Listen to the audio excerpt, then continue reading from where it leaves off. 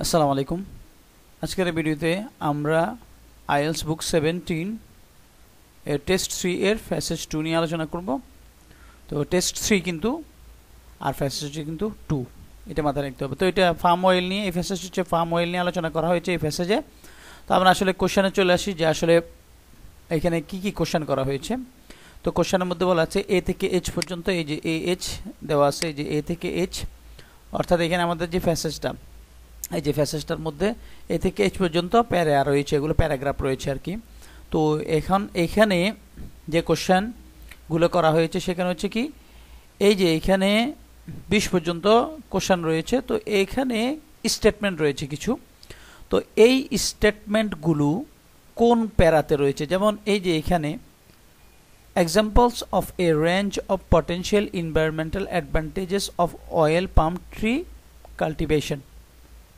তো এখানে বলা হচ্ছে যে এক্সাম্পল, উদাহরণ, of a range of potential environmental advantages of palm oil tree cultivation, অর্থাৎ পাম অয়েল ট্রি গাছটা যদি আমরা কাল্টিভেট করি, আমরা যদি এটা উৎপাদন করি অথবা এটা যদি আমরা লাগাই বা এটা যদি চাষাবাদ করা হয়, তাহলে এখানে এনভায়রনমেন্টাল অ্যাডভান্টেজেস কি কি পাবো, এই কথাটা আসলে কোথায় আলোচনা করা হয়েছে।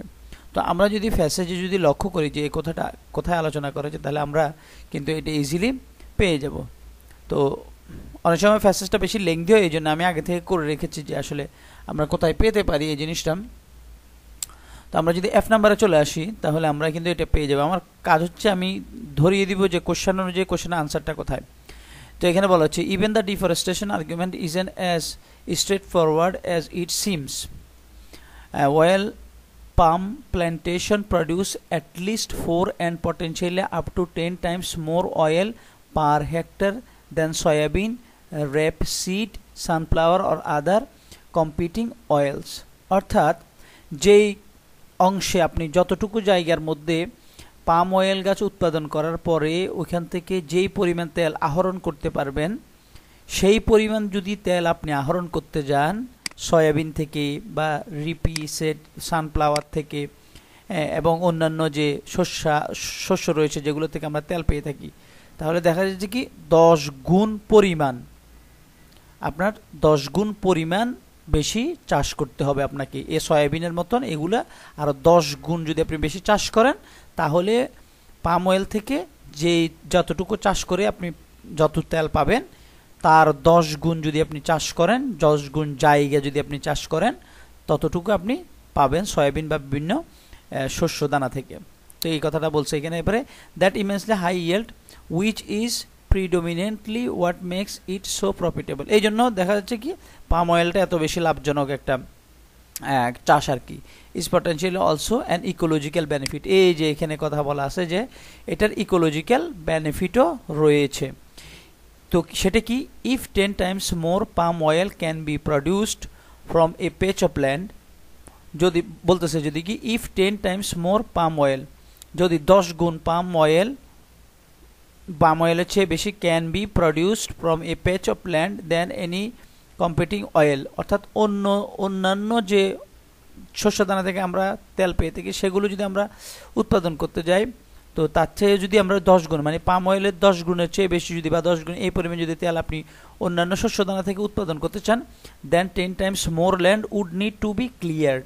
আপনাকে আরও 10 গুণ জায়গা, বন বাঁধার অথবা জায়গা জমি এগুলোকে, যেগুলো মানে বন টন রয়েছে এগুলোকে আপনি আরও ক্লিয়ার করতে হবে 10 গুণ জায়গা, in order to produce the same volume of oil from that competitor.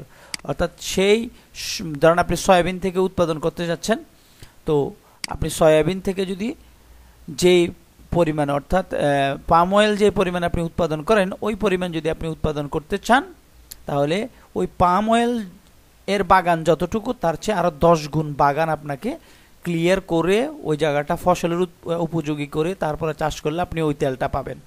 তার মানে হচ্ছে কথা হচ্ছে কি, আপনি যেই জায়গায় আপনার অল্প একটা জায়গা, যেমন ধরেন আপনি 2 বিঘা জায়গায় যতটুকু পাম অয়েল পাবেন, আপনি যদি সেই তেল যদি উৎপাদন করতে চান, অন্য যেমন সয়াবিন রয়েছে, আবার সরষে রয়েছে, এগুলো থেকে উৎপাদন করতে চান, দেখা যায় আপনার আরও 10 বিঘা বেশি লাগবে। আপনার 12 বিঘায় যেই পরিমাণ তেল পাবেন, পাম অয়েলে মাত্র 2 বিঘে আপনি সেই তেলটা পেয়ে যাচ্ছেন। তো এখানে ইকোলজিক্যাল বেনিফিটের কথাটা বলা আছে, এই জন্য এখানে মাথায় রাখতে হবে যে 14 নম্বরের যে আমাদের আনসার, তো সেটার আনসার হচ্ছে আমাদের এইচ, অর্থাৎ এই এইচ নাম্বারে প্যারাতেই আমাদের কি রয়েছে, এইচ নাম্বার প্যারাতেই আমাদের এই কথাটা উল্লেখ রয়েছে। অর্থাৎ এখানে একটা স্টেটমেন্ট থাকবে, ওই স্টেটমেন্টটা আসলে কোন কোন প্যারা কন্টেইন করে, ধারণ করে, সেটা আপনাকে বলতে হবে। তাহলে এখানে আপনি উত্তরপত্রে এইচ লিখবেন, অনলি এইচ লিখবেন। এরপরে দেখা যায় 15 নম্বর, description of an organization which control the environmental impact of palm oil production. তো এটা একেবারে ধরতে একেবারে সহজ, অর্থাৎ একটা অর্গানাইজেশনের কথা বলা আছে যেটা কন্ট্রোল করে পাম অয়েল প্রোডাকশনের যে পরিবেশগত বিষয়গুলো আছে, সেই জিনিসগুলো যে অর্গানাইজেশন কন্ট্রোল করে, সেই অর্গানাইজেশনের কথা কিন্তু আমাদের প্যাসেজে বলা আছে। তো ওই অর্গানাইজেশনের কথাটা আমরা একটু করে দেখব। তো ওই অর্গানাইজেশনটা কি, সেটা হচ্ছে এইটা দেখেন, the industry is now regulated by a group call the round table on sustainable palm oil, এই যে সংক্ষেপে RSPO। এই অর্গানাইজেশন দ্বারা এখন এই আপনার পাম অয়েল ইন্ডাস্ট্রিটা চলে। কনসিস্ট অফ পাম গ্রোয়ার্স, যেখানে রয়েছে মানে এখানে সদস্য হচ্ছে কারা, যারা পাম উৎপাদন করে, রিটেইলার এবং বিক্রেতা রয়েছে, এরপরে প্রোডাক্ট ম্যানুফ্যাকচারার যারা প্রোডাক্ট তৈরি করেন, আদার ইন্টারেস্টেড পার্টস এবং অন্যান্য যে লোন টোন দেয় বিভিন্ন ইন্টারেস্ট পার্টি যারা আছে, সুবিধাভোগী লোকজন তারা রয়েছে, এ সবাই মিলে এটা চালা হয়, RSPO এটা চালায়। Over the past decade or so, তো বলতেছে কয়েক শতক ধরে অথবা তার চেয়ে বেশি সময় ধরে, an agreement has gradually been reached regarding standard that producers of palm oil have to meet in order to their product to be regarded as officially sustainable। অর্থাৎ এই যে পাম অয়েল উৎপাদন করে, এখন এটাকে সাস্টেনেবল করার জন্য তারা মানে একটা দশক অথবা তার চেয়ে বেশি সময় ধরে তারা চেষ্টা করার পরে তারা একটা পর্যায়ে সবাই মিলে এগ্রি হয়েছে এবং সর্বসম্মতিক্রমে তারা একটা এগ্রিমেন্টে পৌঁছাতে পেরেছে। তো একটা স্ট্যান্ডার্ডের মধ্যে পৌঁছাতে পেরেছে, যেখানে বলা হয়েছে যে standard that producer of palm oil have to meet in order to, অর্থাৎ যারা উৎপাদক রয়েছে তারা অবশ্যই এই জিনিসগুলো মাথায় রেখে উৎপাদন করতে হবে, for their product to be regarded as officially sustainable. অর্থাৎ তাদের প্রোডাক্টটা সাস্টেনেবল করতে হলে কিছু বৈশিষ্ট্য, কিছু জিনিস মাথায় রেখে অবশ্যই তাদেরকে কাজ করতে হবে। তো এই কথাগুলো বা বিভিন্ন এগ্রিমেন্ট, রুল, রেগুলেশন রয়েছে, ওগুলোতে সবাই সর্বসম্মতিক্রমে আসতে প্রায় 1 দশকের চেয়েও বেশি সময় লেগে গিয়েছে।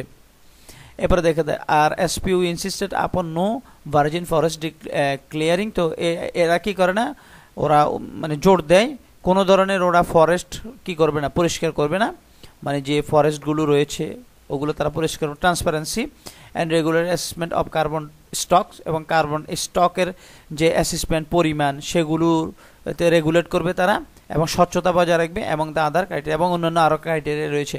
Only once this requirement are fully satisfied is the oil allowed to be sold as certificate sustainable palm oil. তো এই রিকোয়ারমেন্টগুলো কি হয়, fully satisfied is the oil, অর্থাৎ এই রিকোয়ারমেন্টগুলো সম্পূর্ণ পুরা করার পরে তখন তারা এই যে CSPO এই সার্টিফিকেটটা পায়, যেটার মধ্যে যেটার অর্থ কি, যেটা হচ্ছে এটার এই যে পূর্ণরূপ হচ্ছে এটা সার্টিফাইড সাস্টেনেবল পাম অয়েল। এবার দেখা যাচ্ছে recent figures show that the RSPO now certifies around 12 million tons of palm oil annually. তারা বাৎসরিক প্রায় সার্টিফাইড করে 12 মিলিয়নের টনের উপরে পাম অয়েল সার্টিফাইড করে, ইকুইভ্যালেন্ট টু রাফলি 21% of the world's total palm oil production. অর্থাৎ পুরো পৃথিবীতে যত পাম অয়েল উৎপাদন হয় তার 21% হচ্ছে তারা এই যে RSPO সার্টিফাইড করে থাকে, ওরা সার্টিফিকেট দিয়ে থাকে। তাহলে এই অর্গানাইজেশনের মধ্য দিয়ে মূলত এই ইন্ডাস্ট্রিটা এখন চলে, বা ইন্ডাস্ট্রিটা এরাই মোটামুটি এখানে সব কিছু মেনটেন করে আর কি। তাহলে এখানে আমরা আমাদের যে কোশ্চেন রয়েছে, তো আমরা 15 নম্বর কোশ্চেনের মধ্যে আমরা এখানে লিখব কি, আমরা লিখব এখানে জি, অর্থাৎ আমাদের জি নাম্বার যেটা সেটা। এরপর হচ্ছে তাহলে জি নাম্বারের মধ্যে এই অর্গানাইজেশনের কথা বলা আছে। এবার 16 নম্বর, examples of the wide spread global use of palm oil. উদাহরণ, examples of wide spread global use of palm oil, অর্থাৎ পাম অয়েলের যে গ্লোবাল ইউজ রয়েছে সেটার এক্সাম্পল, অনেকগুলো উদাহরণ। তো এটা রয়েছে একেবারে শুরুতে আমরা যদি একেবারে শুরুতে যাই যে পাম অয়েলের কথা, palm oil is an edible derive from the fruit of the African oil palm tree, অর্থাৎ আফ্রিকান পাম গাছ থেকে এটা একটা ফল, এই ফল থেকে যে ভোজ্য তেল ফার্ম সেটা উৎপাদন হয়ে থাকে, ডিরাইভ ফ্রম মানে উৎপাদন হয়ে থাকে। এবার and is currently the most consume vegetable oil in the world, এবং বর্তমানে সবচেয়ে বেশি যে তেলটা খাওয়া হয় ভোজ্য তেল সেটা হচ্ছে palm oil. It is almost certainly in the soap we wash with in morning, অর্থাৎ আমরা আমাদের যে সাবান রয়েছে ওইখানেও এই পাম অয়েলটা রয়েছে। The sandwich we have for lunch, আমরা লাঞ্চের জন্য স্যান্ডউইচ খাই সেখানেও রয়েছে palm oil. And the biscuit we snack on during day, এবং আমরা বিভিন্ন সময় দিনের বিভিন্ন সময় বা রাত্রের বিভিন্ন সময় যখন আমরা বিস্কিট খাই নাস্তা হিসেবে, তখনও এইখানে বিস্কিটের মধ্যে দেখা যায় পাম অয়েল রয়েছে। Why is palm oil so attractive for manufacturer? প্রশ্ন হচ্ছে ম্যানুফ্যাকচারারদের জন্য পাম অয়েলটা এত বেশি আকর্ষণীয় কেন, যে সব জায়গায় সব কিছুতে তারা পাম অয়েল ব্যবহার করতেছে? Primarily because its unique properties, এটা কিছু ইউনিক বৈশিষ্ট্য রয়েছে, যেমন such as remaining solid at room temperature, অর্থাৎ আপনার রুম টেম্পারেচার যেটি হোক না কেন এটা সলিড থাকবে, ভালো থাকবে, নষ্ট হবে না। Make it an ideal ingredient for the long term preservation, এটা অনেক সময় ধরে সংরক্ষণ থাকে। Allowing many packages food on super market shelves, এবং দেখা যায় সুপার মার্কেটের শেলফের মধ্যে যত ধরনের বিভিন্ন ধরনের প্যাকেজিং আছে ওই খাবারগুলোতেও যে তেলটা ব্যবহার করে সেটার মধ্যে সে ঠিক থাকে, নষ্ট হয় না। To have best before dates of months even years in to the future, এবং এমনকি ভবিষ্যতে যদি আপনি বছর মাস যদি আপনি ফেলে রাখেন তারপরেও ওই যে পণ্যগুলো তৈরি করা হয় পাম অয়েল দিয়ে সেই পণ্যগুলো টেকসই থাকবে, পচবে না, নষ্ট হবে না। তাহলে এইখানে যে কথাটা বলা হলো, কোশ্চেনে যে জিনিসটা চাওয়া হলো সেটা কি চাইছে, যে এক্সাম্পল বলার কথা বলা হয়েছে, যে এক্সাম্পল যে আপনি এখানে এক্সাম্পলের কথা বলা হলো যে wide spread global use of palm oil. Global use মানে পুরো বিশ্বব্যাপী যে ইউজ যে পাম অয়েলের সেটার কিছু এক্সাম্পলের কথা কত নম্বর প্যারাতে বলা হয়েছে? অবশ্যই প্যারা 1-এ বলা হয়েছে বা এ নাম্বার প্যারাতে বলা হয়েছে, অথবা আমরা এখানে উত্তরপত্রে আমরা আনসার শিটে লিখবো এ। এবার 17 নম্বরটাই আমরা দেখি। তো এখানে বলা হচ্ছে reference to a particular species which could benefit the ecosystem of oil palm plantation. এখানে রেফারেন্স দিয়েছে একটা পার্টিকুলার স্পিসিস, একটা বিশেষ একটা প্রজাতির কি করা হয়েছে, রেফারেন্স উল্লেখ করা হয়েছে, which could benefit the ecosystem of oil palm plantation, যেটা পাম প্ল্যান্টেশনের কারণে সে কি হতে পারে, সে লাভবান হতে পারে, একটা স্পিসির কথা এখানে বলা হয়েছে। তো আমরা যদি তাহলে 17 নম্বর আমরা যদি আনসারটা দেখি, তো আমরা কোথায় দেখতে পারবো? আমাদের এইখানে রয়েছে, এই যে শেষের দিকে আমাদের এটা রয়েছে, যে এখানে বলা হচ্ছে there is even hope that oil palm plantation might not need to be such sterile monocultures or green desert as it would describe them now. Researchers and evaluate hence one plant which might take all the differences. এই যে এখান থেকে শুরু হয়েছে the bird's nest fern Asplenium nidus, এটা এক ধরনের পাখি, grows on trees in an epiphytic fashion, meaning it's dependent on the tree only for support, not for nutrients.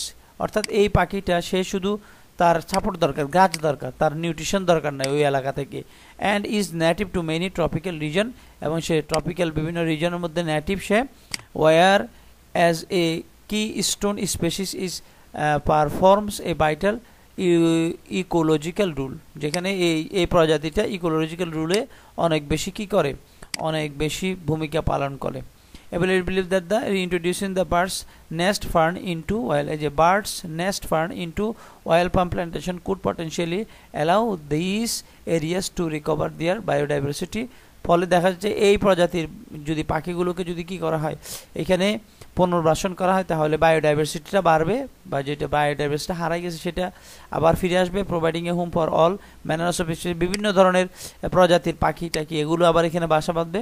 Fungi and bacterial and to invertebrates such as insects, amphibians, reptiles and even mammals, এই সব ধরনের এগুলোর মোটামুটি একটা haven হয়ে যাবে।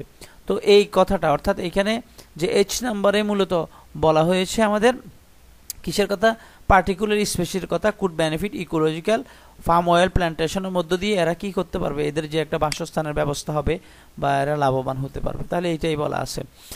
আচ্ছা 18 নাম্বার, figures illustrating the rapid expansions of the palm oil industry. তো এখানে বলতেছে যে এক্সপেনশন হচ্ছে পাম অয়েল ইন্ডাস্ট্রির যে ব্যাপক অর্থাৎ সম্প্রসারণ হচ্ছে সেটার আলোচনা কোন প্যারাতে করা হয়েছে সেটা জানতে চাওয়া হচ্ছে। তো পাম অয়েল এর এক্সপেনশনটা rapidly, যে এখানে বলছে many farmers have seized the opportunity to maximize the planting of oil palm tree. তারা মানে অনেক ফার্মার আছে, তারা দিনের পর দিন বাড়াচ্ছেন এবং তারা এই পাম উৎপাদনটাকে তারা বৃদ্ধি করতেছেন, যে ম্যাক্সিমাইজিং। অর্থাৎ 1990 থেকে 2012 the global land area devoted to growing oil palm trees grew from, মানে কত ছিল 1990 থেকে 12 পর্যন্ত 6 থেকে 17 মিলিয়ন হেক্টর ছিল চাষ। এখন এটা কত হয়েছে, এখন 10% total cropland in the inter world.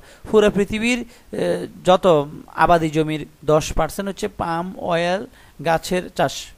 ওকে, তাহলে 10% তারা দখল করে নিয়েছে। ফ্রম এ মিয়ার 2 মিলিয়ন টনস পাম অয়েল, অর্থাৎ যেখানে মাত্র 2 মিলিয়ন টন উৎপাদন হতো বাৎসরিক 50 বছর আগে, ওইখানে এখন 60 মিলিয়ন, 2 মিলিয়ন থেকে 60 মিলিয়ন টন এখন উৎপাদন হচ্ছে প্রতি এভরি সিঙ্গেল ইয়ারে, প্রতি মানে বছরে। Okay, a figure looking likely to double or even triple by the middle of the century. 2050-এর মাঝামাঝি গিয়ে দেখা যাবে যে এই এই পরিমাণটা ডাবল অথবা তার চেয়ে বেশি হয়ে যাবে অথবা ট্রিপল হয়ে যাবে। তো এই কথাগুলো এখানে বললো, এই আলোচনা, এটা হচ্ছে আলোচনা, এই কথা তো বলা হয়েছে। তার মানে আমাদের যে 18 নম্বরের কোশ্চেনটা রয়েছে, তো 18 নম্বর কোশ্চেনের যে আনসারটা সেটা আমরা পেয়ে যাবো এখানে, যে figures illustrating the rapid expansion of the palm oil industry. তাহলে এখানে পাম অয়েল ইন্ডাস্ট্রির যে ব্যাপক সম্প্রসারণ সেটা কিন্তু আলোচনা করা হয়েছে আমাদের বি নাম্বার অপশনের মধ্যে। ওকে, এরপর বি নাম্বার প্যারার মধ্যে an economic justification for not opposing the palm oil industry. অর্থাৎ এখানে অনেকে পাম অয়েল যে চাষের এটার অনেক ধরনের ইকোলজিক্যাল বা বিভিন্ন রকমের পরিবেশগত যে প্রবলেম, ওই প্রবলেমগুলোর কথা বলে পাম অয়েল ইন্ডাস্ট্রিকে বা পাম অয়েল চাষকে রিডিউস করার কথা বলতেছিলেন। তো এখানে বলতেছে, তো প্যাসেজের মধ্যে একটা মানে কজ দেখানো হয়েছে যে কেন আসলে পাম অয়েল ইন্ডাস্ট্রিটাকে রিডিউস করা যাবে না বা এটার আরও সম্প্রসারণ দরকার। তো এখানে বলছে ইকোনমিক জাস্টিফিকেশনের কথা বলেছে, অর্থনৈতিক একটা মানে জাস্টিফিকেশন রয়েছে, যে অর্থনৈতিকভাবে যেহেতু এটা অনেক বেশি মানুষকে হেল্প করতেছে, তাহলে এই জন্য পাম ইন্ডাস্ট্রিকে তো আপনি অপোজ করতে পারবেন না। তো এটা কথা বলা হয়েছে কোথায়? তো তো আমরা যদি এই জিনিসটা লক্ষ্য করি যে আসলে এটা কোথায় বলা হয়েছে, যে মানে পাম অয়েল ইন্ডাস্ট্রির যে বিষয় টু বয়কট, এই যে এখানে লেখা আছে, one response to the boycott movement has been the argument for the vital role palm oil place in lifting many millions of people. এই যে এখানে বলা আছে lifting many millions of people in the developing world of out of poverty, অর্থাৎ লক্ষ লক্ষ মানুষকে কিন্তু দরিদ্রতা থেকে এই পাম অয়েলটা কী করেছে, পাম অয়েলটা বের করে এনেছে। অর্থাৎ পাম অয়েলটা কারণে লক্ষ লক্ষ মানুষ কিন্তু স্বাবলম্বী হয়েছে। ওকে, এরপরে is it desirable to have palm oil boycotted replaced, এরপরে eliminated from the global supply chain. এখন কথা হচ্ছে, এখন আপনার কাছে কি লজিক্যাল মনে হয়, প্রশ্ন করতেছে যে লজিক্যাল মনে হয় যে পাম অয়েলটাকে বয়কট করবেন, রিডিউস করবেন, এগুলোকে সাপ্লাই চেইন থেকে বাদ দিয়ে দিবেন, এর কি সম্ভব? How many low income people, এখন আবার বলতেছে যে how many low income people in developing countries depend on it for দিয়ার লাইভলিহুড। মানে উন্নত বিশ্বের, মানে যে সমস্ত কান্ট্রিগুলো উন্নত হচ্ছে ওই সমস্ত কান্ট্রির কত মানুষ যে এই পাম অয়েল চাষের সাথে সম্পর্কিত, এটাকে আপনি জানেন? বলতেছে how best to strike a utilitarian balance between this comparative factor has become a serious bone of contention. এখন কথা হচ্ছে যে আসলে এটা কতটুকু বেনিফিট না বেনিফিট, এখানে আপনি বোন অফ কন্টেনশন হচ্ছে ঝগড়ার বিভিন্ন বিষয় হতে পারে, অন্য কিছু, কিন্তু পাম অয়েল যেহেতু মানে পুরো পৃথিবীতে বেকারত্বকে অনেক বেশি রিডিউস করেছে এবং লক্ষ লক্ষ মানুষজন এখান থেকে উপকৃত হচ্ছে, তাহলে আপনি এটা কী করতে পারেন না, অপোজ করতে পারেন না। তাহলে এটা আমাদের এই যে ইকোনমিক জাস্টিফিকেশনের কথা বলা হয়েছে, যে পাম অয়েল চাষে বিভিন্ন ক্ষতির দিক রয়েছে, সেটা আছে উপরে প্যারাতে আছে। তো কিন্তু এখানে যেহেতু মানুষ লাভবান হচ্ছে, এই জন্য কী করা যাবে না, এটা ওরকমভাবে করা যাবে না, বন্ধ করা বা ব্যান করা বা রিডিউস করা যাবে না। এই জন্য আমরা বলতে পারি যে আমাদের 19 নম্বর যে কোশ্চেনের আনসার সেটা রয়েছে আমাদের ই নাম্বার প্যারাগ্রাফে। অতএব ইন ইকোনমিক জাস্টিফিকেশন, এখানে ইকোনমিক জাস্টিফিকেশন দেখানো হচ্ছে কেন পাম অয়েলটাকে আপনি ব্যান করবেন না বা চাষটাকে রিডিউস করবেন না। ওকে, 20 নম্বর হচ্ছে examples of creatures badly affected by the establishment of oil palm plantation. এখন ক্রিয়েচার বা প্রাণী উদাহরণ দিয়েছে যেটা খুবই মারাত্মকভাবে আহত হয়েছে বাই দ্য বা অথবা এফেক্টেড হয়েছে by the establishment oil palm plantation. Oil palm প্ল্যান্টেশনের কারণে যে ব্যাপকভাবে ক্ষতিগ্রস্ত হয়েছে ওটার কিছু নমুনা বা ক্রিয়েচার যারা ক্ষতিগ্রস্ত তাদের কথা এখানে বলা হচ্ছে যে ওইটা কোথায় বলা হয়েছে। তো আমরা দেখব এটা কোথায় বলা হয়েছে। এই যে এখানে however there are multiple reasons why conservationists cite the rapid speed of oil palm plantation as a major concern। অর্থাৎ যে দিন দিন যে বেড়ে যাচ্ছে পাম অয়েলের চাষটা, এটা আসলে একটা কনসার্নের বিষয়, এটা একটা মানে উদ্বেগের বিষয়। তো কনজারভেশনিস্ট যারা আছেন তারা এটা নিয়ে উদ্বেগ প্রকাশ করেছেন। তো ওনারা বলছেন there are countless new stories of deforestation। এখানে দেখা যাচ্ছে ডিফরেস্টেশন হচ্ছে প্রচুর, মানে বন্টন এগুলো উজাড় করে দিচ্ছে, মানুষজন কেটে পাম বাগান করতেছে। হ্যাবিটেট ডিস্ট্রাকশন, এবং দেখা যাচ্ছে যে এখানে বসত বাড়িটির অথবা বিভিন্ন প্রাণীর যে বসত রয়েছে সেগুলো নষ্ট হয়ে যাচ্ছে। অ্যান্ড ডুইন্ডলিং স্পেসিস পপুলেশনস, এবং দুলতেছে অনেক স্পেসি, এগুলো দুলতেছে যে কি করবে না করবে, একবার এদিক একবার ওইদিক এরকম করতেছে। All as direct results of land clearing two establish oil palm tree. অর্থাৎ পাম অয়েল ট্রিটাকে এখানে ইস্টাবলিশ করার জন্য এগুলো এই ধরনের এগুলো হচ্ছে। এরপরে monoculture on an industrial scale particularly in Indonesia এবং মালয়েশিয়ার মধ্যে হচ্ছে এগুলো এন্ডেঞ্জার্ড স্পেসিস, অর্থাৎ যে প্রাণীগুলো বেশি মানে হুমকির মুখে। Most famously the Sumatran orangutan. তো এই যে বিশেষ করে Sumatran orangutan, but also rhino, এবং এগুলো কিন্তু ইনডেঞ্জার্ড, মানে কি বিপদাপন্ন, এগুলো যে কোনো মতো হারিয়ে যেতে পারে। ওই অঞ্চল থেকে এলিফ্যান্টস আছে, টাইগার্স আছে, এগুলোর কথা এখানে বলা হচ্ছে। এরপরে নিউমারাস আদার ফোনা, বিভিন্ন ধরনের উদ্ভিদ রয়েছে, have suffer from the unstable palm oil plantations. তো এখন এই যে এই প্যারার মধ্যে কিন্তু বলা আছে যে পাম অয়েলের কারণে আসলে ক্ষতিগ্রস্ত হচ্ছে বিভিন্ন প্রজাতির প্রাণী এরা। তো এখানে বলছে examples of creatures badly affected, কিছু ক্রিয়েচার বা জীব যেগুলো খুবই পাম অয়েলের কারণে, পাম অয়েল চাষের কারণে, গাছের এই যে বাগানের কারণে ব্যাডলি ইফেক্টেড হচ্ছে, সেটা আলোচনা করা হচ্ছে। তাহলে আমাদের সি নাম্বারে, অতএব আমরা পেয়ে গেলাম সি। আমি দেখিয়ে দিচ্ছি সবগুলো স্টেপ বাই স্টেপ। এরপরে এখন কথা হচ্ছে কোশ্চেন 21 থেকে 22 নাম্বার আমরা দেখব। চুজ টু লেটার্স এ থেকে, এখানে বলতেছে যে অর্থাৎ 21 থেকে 22 নাম্বার আনসার শিট, 21 থেকে 22 নাম্বার যে কোশ্চেন রয়েছে, তো ওখানের মধ্যে আপনি কি করবেন, ওইখানের মধ্যে আপনি এখান থেকে দুইটা অপশন নেবেন। 21 থেকে 22 নাম্বারের মধ্যে আপনি দুইটা মাত্র অপশন নেবেন। তো অপশনগুলো কি, তো এটা দেখেন এখানে 21 এবং 22 আনসার শিট। এখানে which two statements are made about round table on sustainable palm oil, অর্থাৎ RSPO, অর্থাৎ RSPOর দুইটা বৈশিষ্ট্যের কথা নিচে উল্লেখ করা হয়েছে, কিন্তু ওইখানে দুইটা দেওয়া হয়নি, এখানে দেওয়া হয়েছে ওভারঅল 1 2 3 4 5টা। তো কোন দুইটা বলা হয়েছে সেটা আপনারা কি করতে হবে, ফাইন্ড আউট করতে হবে। তো হচ্ছে রাউন্ড টেবল, এটা আমরা একটু দেখি রাউন্ড টেবলটা কোথায়। এই যে এখানে বলা আছে, এই যে রাউন্ড টেবল, এটা পুরোটা পড়তে হবে। তো এখানে পুরোটা পড়লে অর্থ যদি বুঝেন তাহলে এখানে বলতে পারেন যে আসলে কাহিনীটা কি। The industry is now regulated by a group called round table on sustainable palm oil. এই যে এটা এই গ্রুপ দ্বারা এখন রেগুলেটেড হয়, পরিচালিত হয় আর কি। তো এখানে কে কে আছে, পাম অয়েলে যারা চাষ করে তারা আছে, রিটেইলার আছে, বিক্রেতা আছে, প্রোডাক্ট ম্যানুফ্যাকচারার যারা প্রোডাক্ট তৈরি তারা আছে, এবং ইন্টারেস্ট পার্টি রয়েছে, সুট টুট দেয় যারা, লোন টোন দেয় তারাও আছে। এবার ওভার দ্য ফার্স্ট ডিকেডস অফ, মানে প্রায় 10 বছর তার থেকে বেশি সময় লেগেছে তারা একটা এগ্রিমেন্টে পৌঁছতে। The agreement has gradually been reached regarding standard that producers of palm oil have met in order for their product to be regarded as officially sustainable। অর্থাৎ তাদের প্রোডাক্টটা সাস্টেনেবল করার জন্য বিভিন্ন রুল রেগুলেশনের মধ্য দিয়ে তাদেরকে যেতে হবে। তো ওইটা মিট করতে, অর্থাৎ ওই শর্তগুলো তারা মানে ওইটার সাথে অ্যাডজাস্ট করতে তাদের প্রায় 10 বছরও বেশি সময় লেগে গিয়েছে।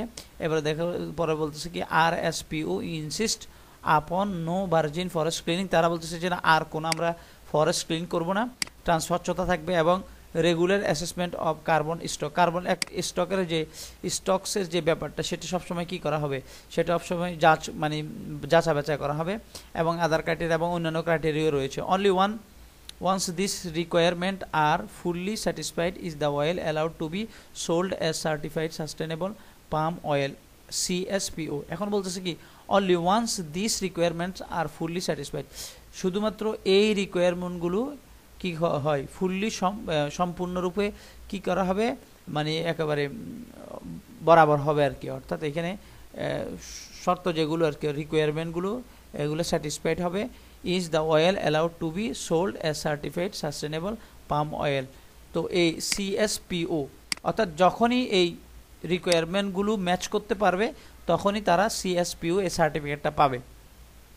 Recent figures show that the RSPO now certifies around, এখন বলছে 12 মিলিয়ন টন পাম অয়েলে তারা সার্টিফাইড করে থাকে, এবং যেটা 21% পুরো বিশ্বের পাম অয়েল উৎপাদনের 21%। তো এখন এখানে আপনি দেখবেন কোশ্চেনের মধ্যে কতগুলি স্টেটমেন্ট দেওয়া আছে। 1 নম্বর কথা হচ্ছে it's membership has grown steadily over the course of last decade, অর্থাৎ এটার যে মেম্বারশিপ আছে এই মেম্বারশিপটা আস্তে আস্তে বেড়েছে গত দশকে।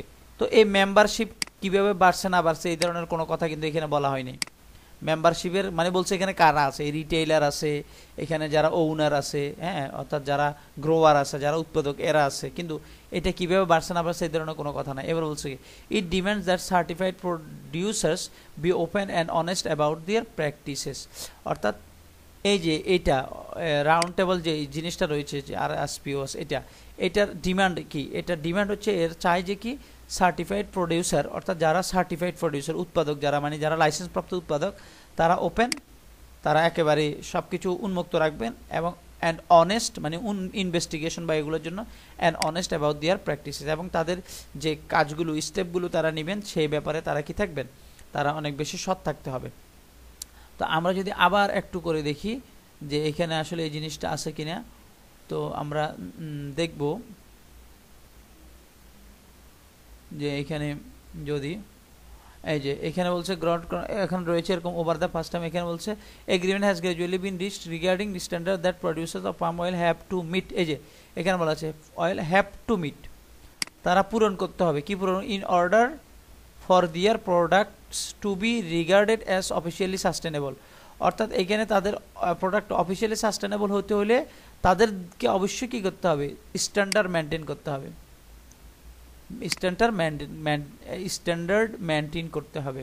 এই যে agreement has gradually been reached regarding standards that producer of palm oil, এগুলো তারা করতে হবে। তাহলে এই কথাটা কিন্তু আমাদের এখানে রয়েছে যে তারা স্ট্যান্ডার্ড মেনটেন করবে, মানে কি তারা ওপেন থাকবে এবং তারা এই জিনিসগুলো করবে আর কি। অথবা আমাদের বি নাম্বার সঠিক এখানে, it demands that the certified producer be open honest about their practices.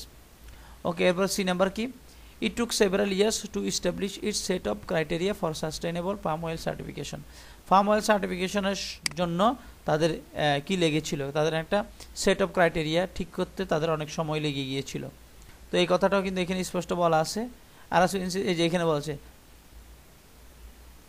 Over the first decade also an agreement has gradually been reached, একটা এগ্রিমেন্ট কি করা হয়েছে, অতঃপর তারা একটা এগ্রিমেন্টে তারা পৌঁছাতে সক্ষম হয়েছে regarding standard that producers of palm oil have to meet, অর্থাৎ একটা কিছু স্ট্যান্ডার্ডের ব্যাপারে যেগুলো প্রডিউসাররা অবশ্যই কী করতে হবে, অবশ্যই পূরণ করতে হবে। তো এইটা এখানে তাহলে আমাদের রয়েছে যে এই যে এটা রয়েছে।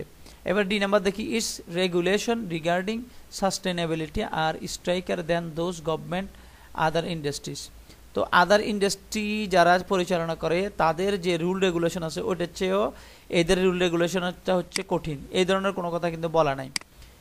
ওকে, এবারে it was formed at the request of environmentalist concern about the loss of virgin forest, অর্থাৎ এটা ফর্ম করা হয়েছে, অর্থাৎ এই যে এই অর্গানাইজেশন ফর্ম করা হয়েছে এনভায়রনমেন্টালিস্টদের কনসার্নের কারণে, উদ্বেগের কারণে about the loss of virgin forest, কারণ হচ্ছে যে বিভিন্ন যে ফরেস্ট রয়েছে এটা হারিয়ে যাচ্ছে।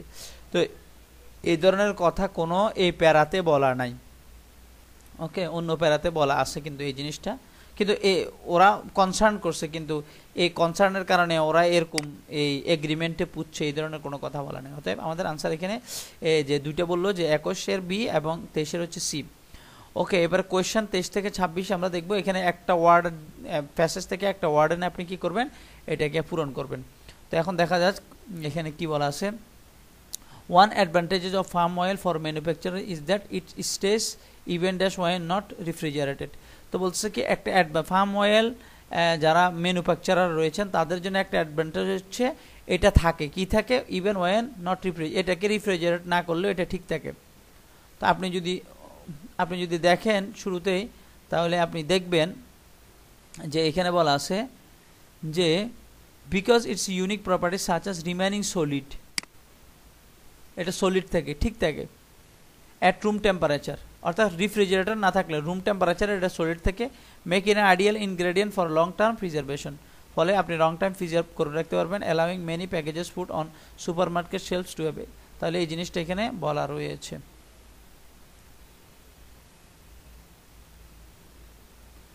ওকে, এরপরে আমরা চলে আসি, আমরা আসব তাহলে সলিড, এখানে আপনি আনসার হবে সলিড 23-এ।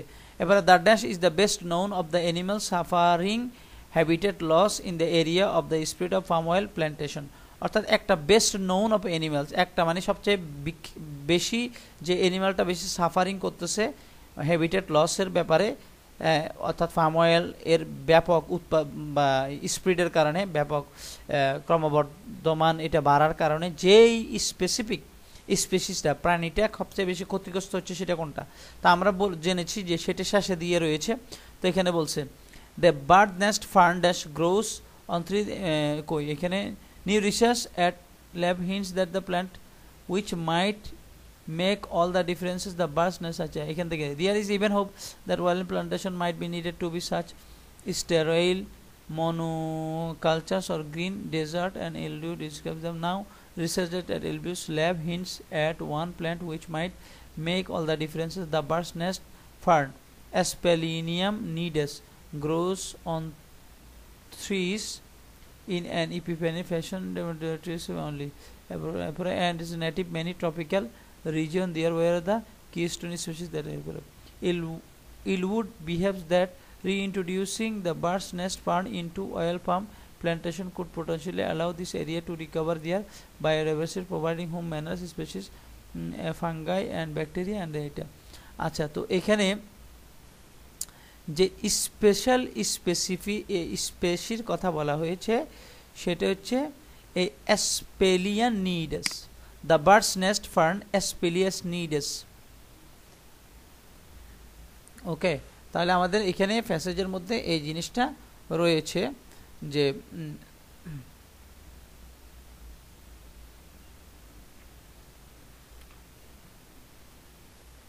আচ্ছা এইখানে আমরা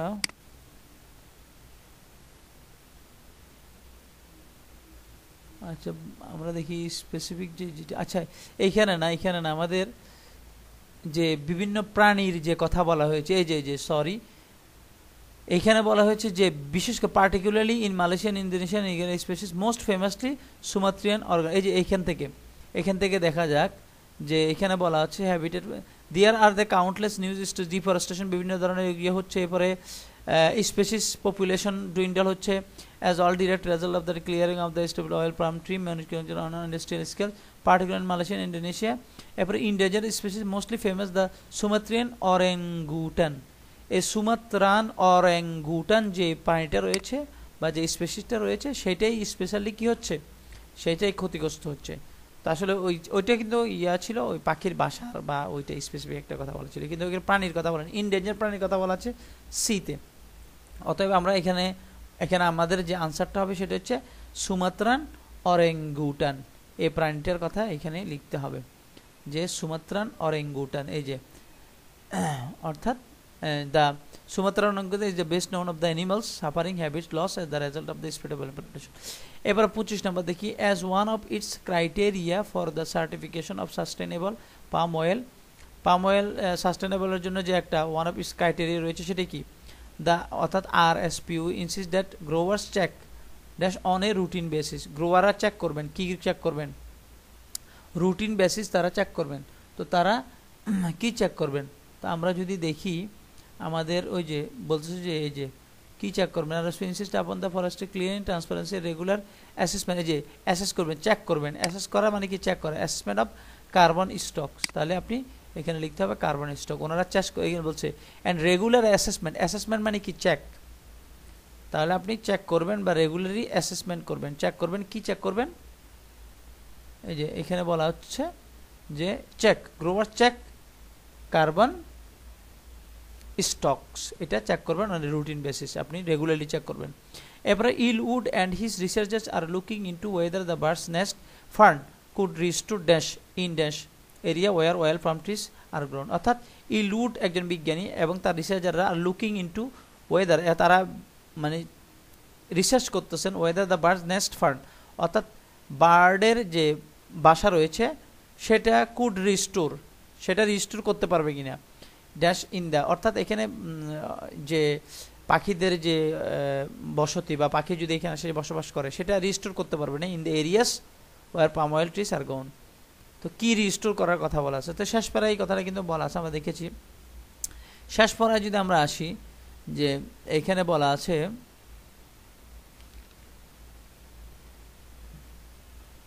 এই যে এখানে বলা আছে Ellwood believe that the reintroducing the bird's nest fern, অর্থাৎ bird nest fern into oil palm plantation could potentially allow this areas to recover their biodiversity. তাহলে এখানে রিকভার করবে, কি রিকভার করবে? বায়োডাইভার্সিটি থেকে রিকভার করবে। তাহলে এখানে যদি আমরা চলে আসি, তাহলে আমরা দেখব যে কি, এই যে Ellwood and his research are looking into whether the bird's nest fern could restore. তো রিস্টোর করতে পারবে কিনা, কি রিস্টোরের কথা বলা আছে? এই যে এখানে বলা আছে যে রিকভার আর রিস্টোর, অর্থাৎ আপনি যখন এই ওয়ার্ডগুলো ধরতে পারবেন তখন আপনি বুঝে যাবেন রিকভার রিস্টোর দিয়ার বায়োডাইভার্সিটি। তাহলে এখানে আনসার হবে বায়োডাইভার্সিটি। অতএব আমরা পেয়ে গেলাম আমাদের 25-25টা আনসার এখানে, অর্থাৎ আমাদের যে কোশ্চেনগুলো ছিল সেই কোশ্চেনগুলোর আনসার আমরা পেয়ে গেলাম। তো ধৈর্য ধরতে হবে, ধৈর্য ছাড়া কিন্তু হবে না, ধৈর্য ধরে ধরে কিন্তু পড়তে হবে। তো আশা করি আজকে অনেকখানি বেটার, সাউন্ডটা অনেক বেশি বেটার হবে এবং ভালো হবে বলে, কোয়ালিটিটা ভালো হবে বলে আশাবাদী। তো ইনশাল্লাহ নেক্সট ভিডিওতে দেখা হবে। সবার সুস্বাস্থ্য কামনা করে এখানে বিদায়। আল্লাহ হাফেজ।